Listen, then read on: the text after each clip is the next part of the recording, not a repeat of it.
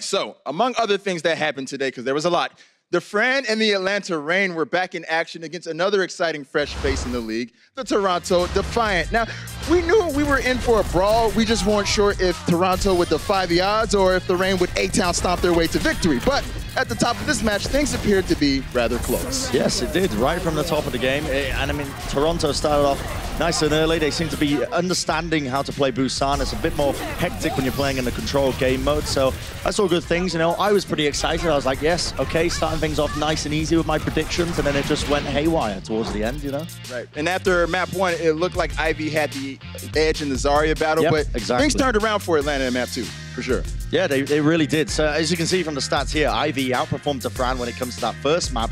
But then that's when the storyline really changed as well for the better for the Atlanta Reign, because Defran ended up performing way better when it comes to map 2, 3, and 4 on the Zarya itself. Ivy's still not having a terrible game by any means, but still it was a step up from Atlanta in terms of how they played. I remember Defran was running around the hallways after the first map saying, well, I can't remember what he was screaming precisely, but he was saying like something like, "This is what happens when you coordinate and when you focus people." He was just screaming it, running around the corridors. I think the coordination was really what I felt it was lacking on the Toronto side of things. Yeah. With their ultimates, most of all, I really felt like, oh, Q is ready, let's drop it. That's how it felt in a lot of the team fights, which made it look really brawly. They dragged on for a long time, but it wasn't clean by any means. Whereas the individual players like Envy ate a lot of great grabs, and Aid had a great like coalescence and whatnot. Like individual standout performances were there, but it didn't come together as a team. Also, Dako. That's another individual standout performance I think a lot of people might have slept on. Dako was phenomenal in this game. Yeah, he really was. I think Atlanta can be quite pleased with this performance, obviously. Yeah. They come out with the win.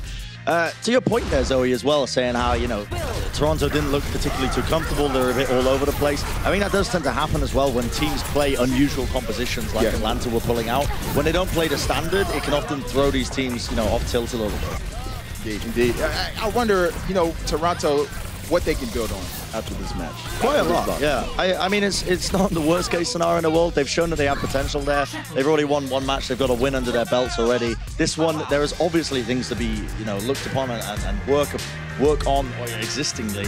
So it's not the worst case in the world, the worst case scenario where they're just coming off with 2 losses, you know. Yeah.